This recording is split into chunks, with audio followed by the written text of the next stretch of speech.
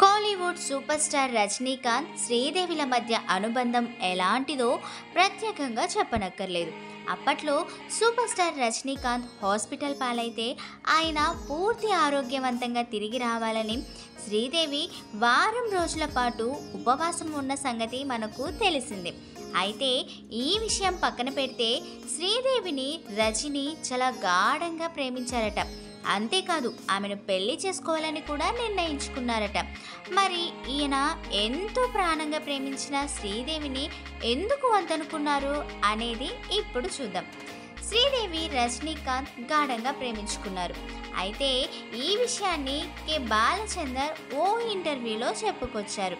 ఆయన మాట్లాడుతూ రజనీకాంత్కి శ్రీదేవి అంటే చాలా ఇష్టం. అయితే ఆమెను పెళ్లి చేసుకోవాలని రజనీకాంత్ భావించి శ్రీదేవి తల్లికి కూడా చెప్పారట. కానీ శ్రీదేవి కంటే మన సూపర్ స్టార్ 13 ఏళ్ళు పెద్దవాడు కావడంతో కొన్ని రోజులు బాగా ఆలోచించి ఆ తర్వాత రజనీని పెళ్లి చేసుకోమని చెప్పిందట. ఇక ఓ రోజు శ్రీదేవి గృహప్రవేశం వేడుకకి బాలచందర్, రజనీ అందరూ కలిసి వెళ్ళారు. అదే టైంలో రజనీకాంత్ తన ప్రేమ విషయాన్ని శ్రీదేవికి చెప్పాలని అనుకున్నారట. కానీ రజనీకాంత్ తన ప్రేమ విషయాన్ని బయట పెడతాము అనుకునే టైంకి కరెంటు పోయింది.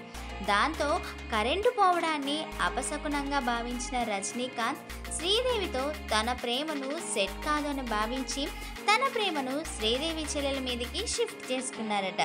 ఇక ఆ రోజు కానీ కరెంటు పోకుండా ఉండుంటే రజనీకాంత్ తన ప్రేమ విషయాన్ని శ్రీదేవికి చెప్పేవాడంటూ బాలచందర్ చెప్పుకొచ్చాడు.